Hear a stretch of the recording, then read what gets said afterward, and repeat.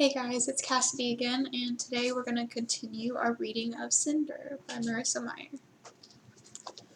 Chapter 17. A ping darted through Cinder's head, followed by a message scrolled across the blackness of sleep. Calm received from New Beijing District 29, Letumosis quarantine. Lin Puny entered third stage of letumosis at 4:57 on 17th of August, 1:26 TE. It took a minute to shake off the grogginess of sleep and make sense of the sprawling words. She opened her eyes to the windowless bedroom and sat up. All her muscles ached from the midnight trip to the junkyard. Her back hurt so bad it felt as though that old car had run her over, rather than sat in neutral, while she and Eco had pushed and pulled it through the back roads. But they had succeeded. The car was hers, moved to a dark corner of the apartment's underground parking garage, where she'd been able to work on it every spare moment. As long as no one complained about the smell, it would remain her and Eco's little secret. When they'd finally returned home, Cinder had crashed like someone had hit her power button. For once, she'd had no nightmares. At least, no nightmares until the message woke her. The thought of Puny all alone in the quarantine spurred her out of her pile of blankets with a stifled groan. She pulled on a pair of gloves, stole a green brocade blanket from the linen closet in the hall, and passed Eco, set to conservation mode, and connected to a charging station in the living room.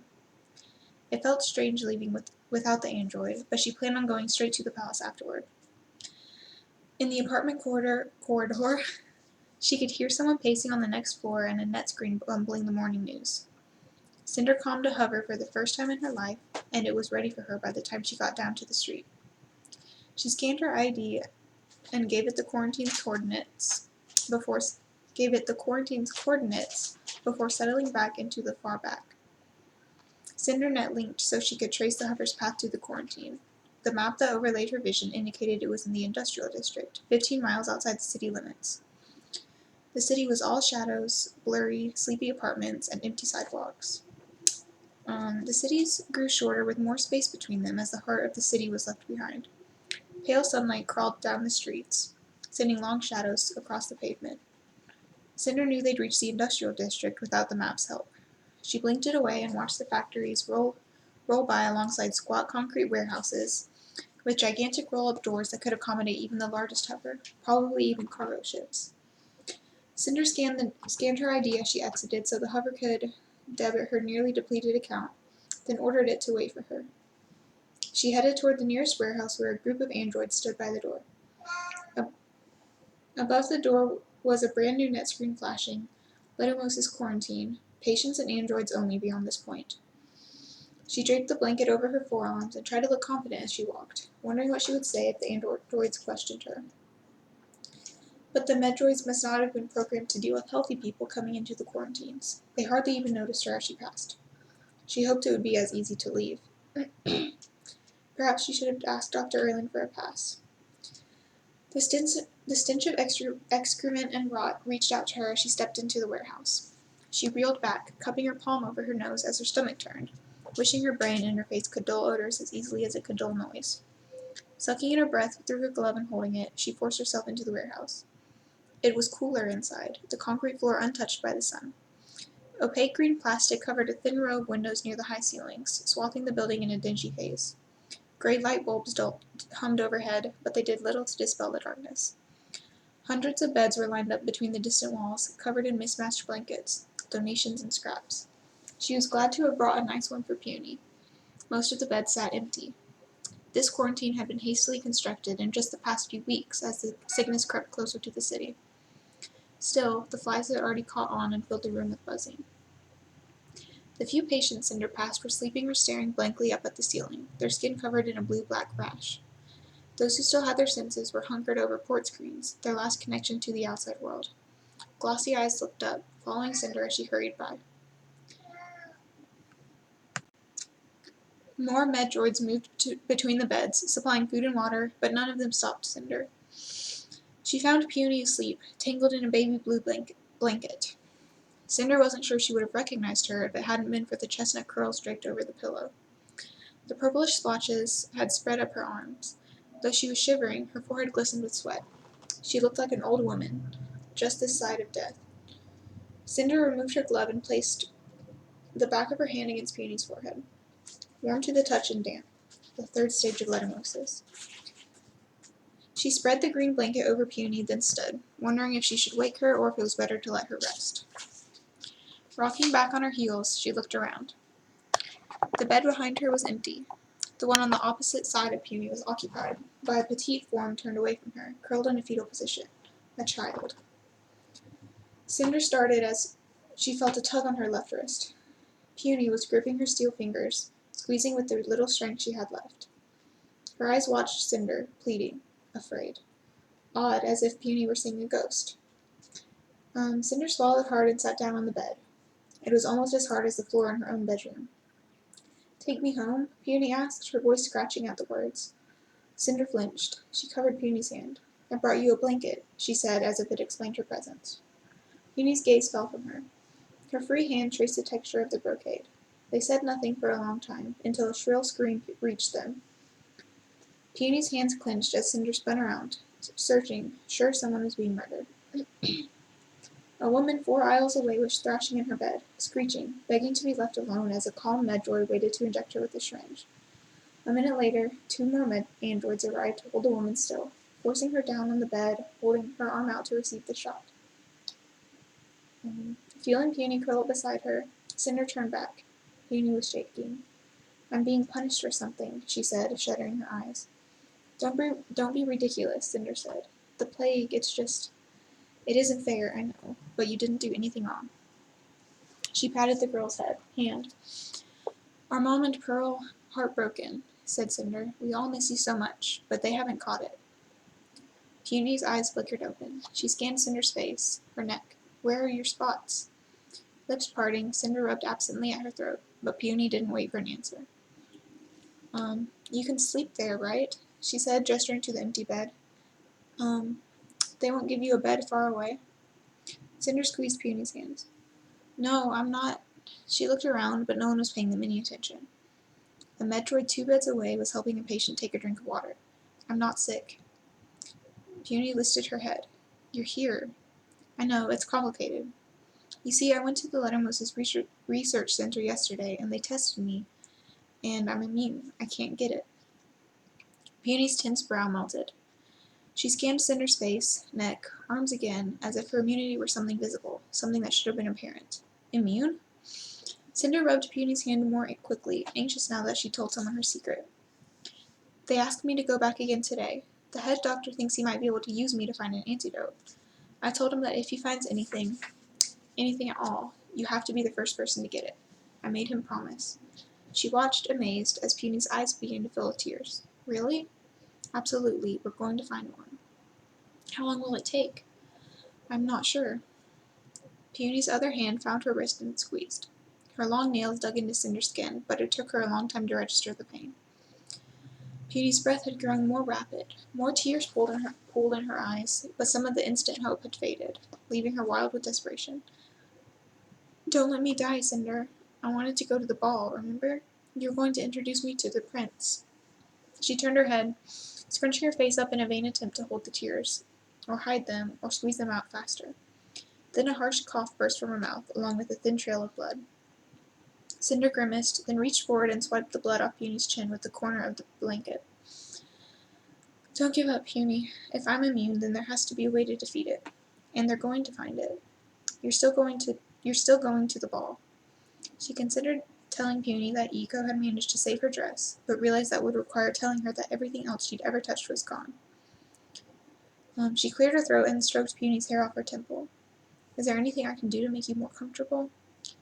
Peony shook her head against the warm pillow, holding the blanket against her mouth. But then she raised her eyes. "My port screen?" Cinder flinched with guilt. "I'm sorry, it's still broken, but I'll look at it tonight. I just want to calm Pearl and Mom. Of course, I'll bring it to you as soon as I can." Peony's port screen, the prince's android, the car. "I'm so sorry, Peony, but I need to go." The small hands tightened. "I'll be back as soon as I can, I promise." Peony took in a shaky breath, sniffed, and released her. She dug her frail hands beneath the blanket, bearing herself up to her chin. Cinder stood and untangled Peony's hair with her fingers. "Try to get some sleep. Preserve your strength." Peony followed Cinder with her watery gaze. "I love you, Cinder. I'm glad you're not sick." Cinder's heart tightened. Pursing her lips, she bent over and placed a kiss against Peony's forehead. I love you too. She struggled to breathe as she forced herself to walk away, trying to trick herself into being hopeful. There was a chance. Always a chance. She didn't look at any of the other patients as she made her way to the quarantine's exit, but then she heard her name. She paused, thinking that the sandpaper voice had been nothing more than her imagination mixed with too many hysterical cries. Cinder? She turned and spotted a familiar face covered by an age-bleached quilt.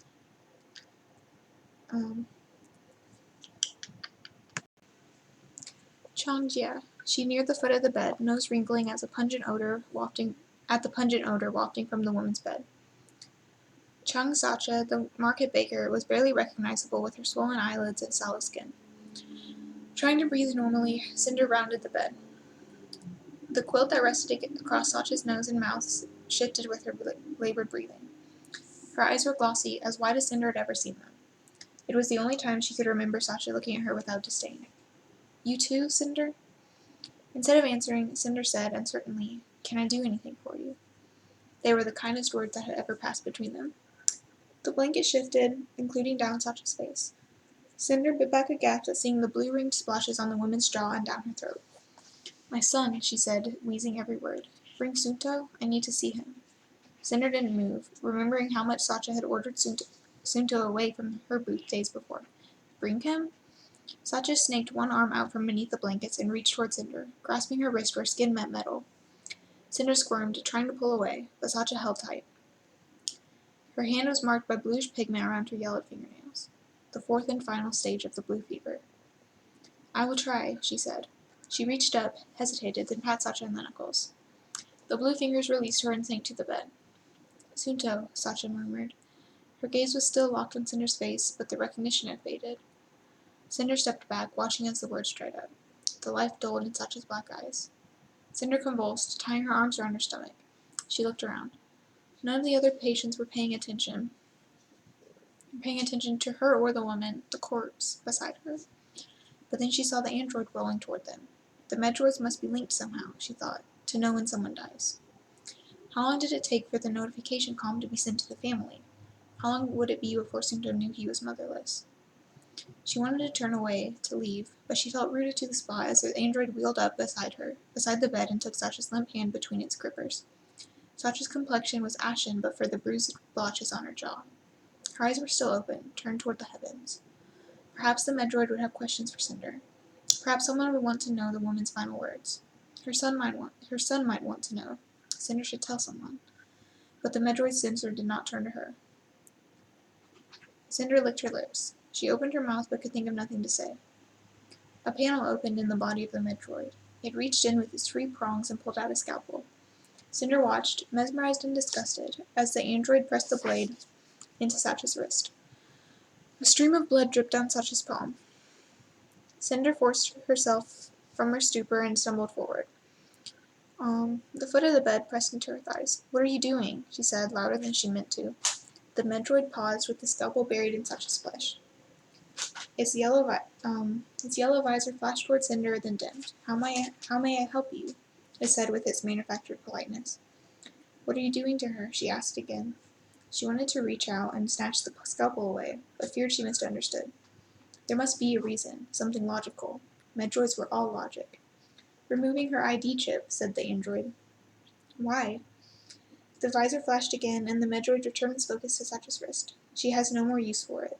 The Medroid traded the scalpel for tweezers, and Cinder heard the subtle click of metal on metal.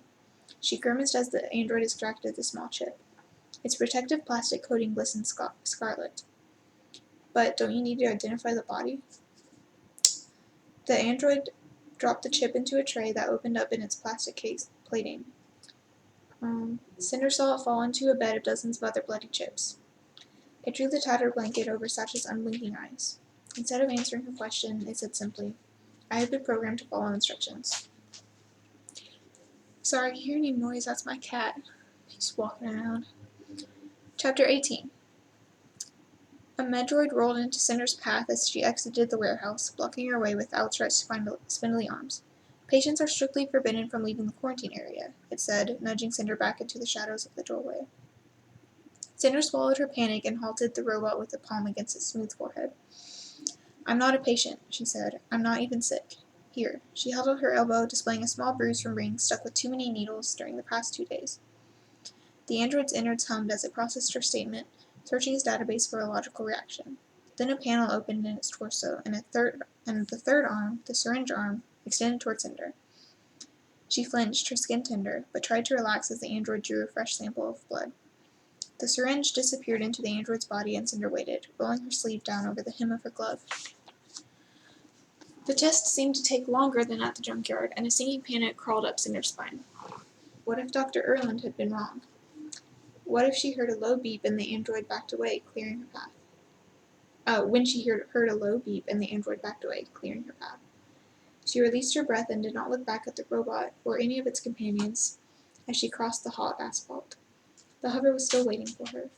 Settling into the back seat, she told it to take her to New Beijing Palace.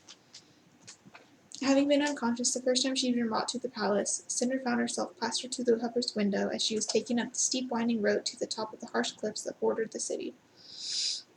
Her netlink fished for information, telling her that the palace had been built after World War IV, when the city was little more than rubble. It was designed in the fashion of the old world, with hearty dosages of both nostalgic symbolism and state-of-the-art engineering. The pagoda-style roofs were made of gold-tinged tiles and surrounded by gargoyles, but the tiles were actually galvanized steel covered with tiny solar capsules that created enough energy to sustain the entire palace, including the research wing. And the gargoyles were equipped with motion sensors, ID scanners, 360-degree cameras, and radars that could detect approaching aircrafts and hovers within a 60-mile radius. All that was invisible, though, the technology hidden in the ornately carved beams and tiered pavilions. What captured Cinder's eye was not modern technology, but a cobblestone road lined with cherry blossom trees, bamboo screens framing the garden entrances. Through a peep window, a steadily trickling stream. The hover did not stop at the main entrance with its crimson pergolas. Instead, it rounded to the northern side of the palace, nearest the research wing. Though this part of the palace was more modern, less nostalgic, Cinder still noticed a squat Buddhist sculpture with a cheery face off the pathway. As she paid for the hover and walked toward the automatic glass door, a subtle pulse tugged at her ankle. Buddha scanning visitors for weapons. To her relief, the steel on her leg did not set off any alarms. Inside, she was greeted by an android who asked for her name and told her to wait in the elevator bank. The research center was a hive of activity. Diplomats and doctors, ambassadors and androids, all roaming the halls on their separate missions. An elevator opened and Cinder stepped into it, glad to be alone. The doors began to close, but then paused and opened again. "Please hold," said the mechanical voice of the elevator operator. A moment later, Prince Kai darted through the half-open doors. Sorry, thanks for hold." He saw her and froze. "Lynn?" Cinder pushed herself off the elevator wall and fell into the most natural bow she could, simultaneously checking that her left glove was pulled up over her wrist. "Your Highness." The words were a rush, spit out automatically, and she felt the need to say something more, to fill the space of the elevator, but nothing came. The doors closed, the box began to rise. She cleared her throat. "You should, just call me Cinder. You don't have to be so diplomatic." The corner of the prince's lip quirked, but the almost smile didn't reach his eyes. "All right, Cinder. Are you following me?" She frowned, hackles rising before she realized he was teasing her. "I'm just going to check on the Medroid that I looked at yesterday, to ensure it doesn't have any remaining bugs or anything." He nodded, but Cinder detected a shadow lingering behind his eyes, a new stiffness to his shoulders. "I was on my way to talk to Dr. Erland about his progress. I heard through the grapevine that he may have made progress with one of the recent draft subjects. I don't suppose he said anything to you?" Cinder fidgeted with her belt loops. "No, he didn't mention anything, but I'm just the mechanic." The elevator came to a stop. Kai gestured for her to exit first and then joined her as they made their way to the laboratories. She watched the white floor pass beneath her feet. "Your Highness," interrupted a youngish woman with black hair that hung in a tight braid. Her gaze was fixed on Prince Kai, all sympathy. "I am so sorry." Cinder's gaze shifted to Kai, who tipped his head at the woman. "Thank you, Fatine," and kept walking. Cinder frowned. Not a dozen steps later they were halted again by a man carrying a handful of clear vials in his fist. "My condolences, Your Highness." Cinder shivered as her feet came to a pause beneath her. Kai stopped and peered back at her. "You haven't seen the net this morning." A heartbeat later, Cinder was accessing her net link, pages flashing across her eyesight. The EC News page, half a dozen pictures of Emperor Raikan, 2 pictures of Kai, the Prince Regent. She clapped a hand to her mouth. Kai seemed surprised, but the look quickly faded. He ducked his head, his bangs falling into his eyes. "Good guess." "I'm so sorry, I didn't know." He tucked his hands into his pockets and gazed down the hallway. Only now did Cinder notice the faint rim of red around his eyes. "I wish my father's death were the worst of it." "Your Highness?" Her netlink was still scanning for information, but nothing seemed worse than Emperor Raikan having passed away last night. The only other noteworthy tidbit was that Prince Kai's coronation had been scheduled for the same evening of the Peace Festival, to take place before the ball. He met her gaze, surprised, as if he'd forgotten who he was speaking with. Then, "You can call me Kai." She blinked. "Excuse me?" "No more, Your Highness. I get enough of that from everyone else. You should just call me Kai." "No, that would be—" "Don't make me turn it into a royal command." He hinted at a smile. Cinder scrunched her shoulders up by her ears, suddenly embarrassed. "All right, I suppose." "Thank you." He cocked his head toward the hall. "We should go, then." She had nearly forgotten that they were in the research hall, surrounded by people, everyone politely ignoring them as if they were not even there. She stared down the hallway, wondering if she'd spoken out of place, and awkward beside the prince who was suddenly just Kai. It didn't feel right. What was wrong with the android? She scratched an oil stain on her glove. "Oh, I'm sorry. She's not done yet. I'm working on her, I swear." "No, I meant the Medroid that you fixed for Dr. Erland." Oh, right. It just had a dead wire between its optosensor and control panel." Kai lifted an eyebrow, and she wasn't sure that she'd convinced him. She cleared her throat. "You, said something was worse before?" When Kai said nothing for an awkward moment, she shrugged. "Never mind, I didn't mean to pry." "No, it's all right. You'll find out soon enough." He lowered his voice, inclining his head toward her as they walked. "The Lunar Queen informed us this morning that she's coming to the Commonwealth on a diplomatic mission. Supposedly." Cinder nearly tripped, but Kai kept walking. She stumbled after him. "The Lunar Queen is coming here? You can't be serious." "I wish I weren't. Every android in the palace has spent the morning taking down every reflective surface in the guest wing. It's ridiculous, like we have nothing better to do." "Reflective surfaces? I always thought that was just superstition." "Evidently not. Something about their glamour." He twirled a finger around his face, then stopped. "It doesn't really matter." "When is she coming?" "Today." Cinder's stomach plummeted. The Lunar Queen coming to New Beijing? A chill crawled down her arms. "I'll be making an announcement in half an hour." "But why would she come now when we're in mourning?" A grim smile. "Because we're in mourning." Kai paused. With a glance around the hallway, he inched toward Cinder, lowering his voice. "Look, I really appreciate your helping with the Medroids, and I'm sure the best mechanic in the city has a million jobs to prioritize, but at the risk of sounding like a spoiled prince, could I ask that you move 9Z to the top of your list? I'm starting to get anxious about getting her back." He hesitated. "I think I could use the moral support of my childhood tutor right now, you know?" The intensity in his eyes did not try to hide his true meaning.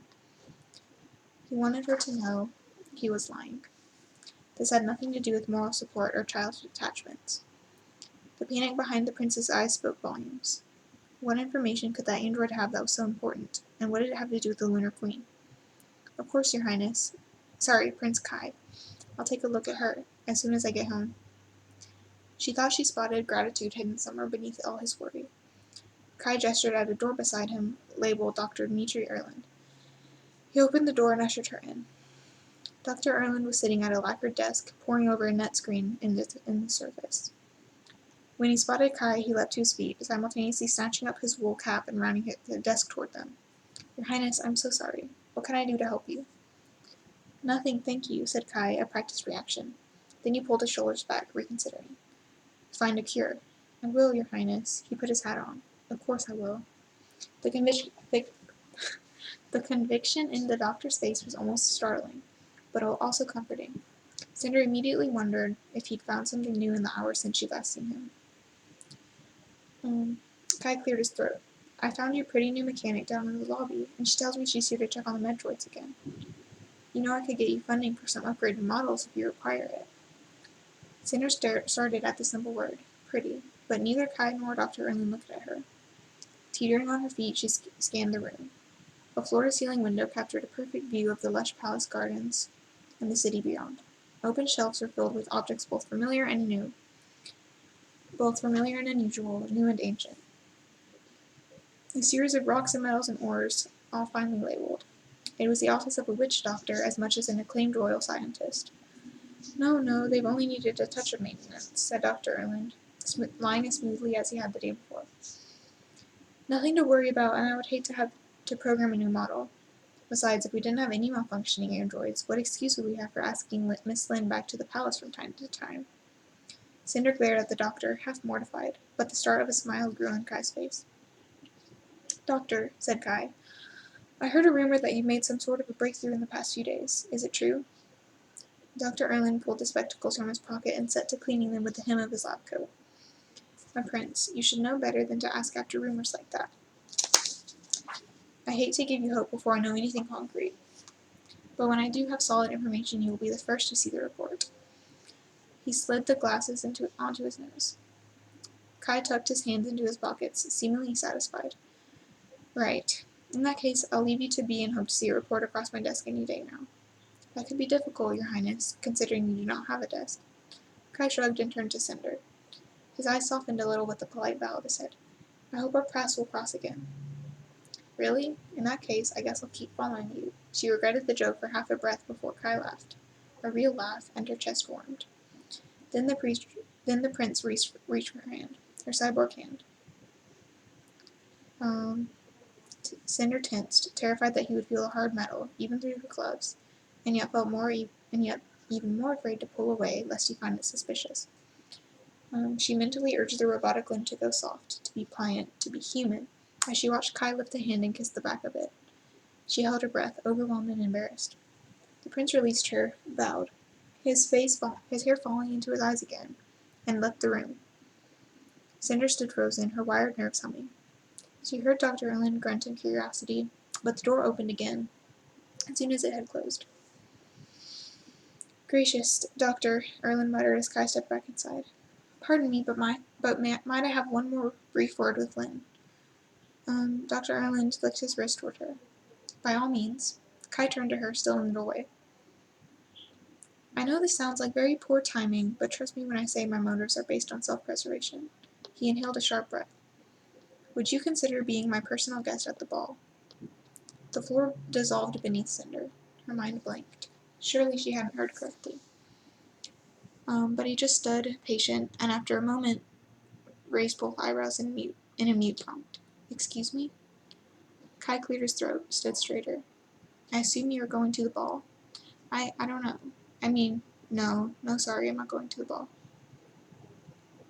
Kai drew back, confused. "Oh, well, but maybe you would change your mind?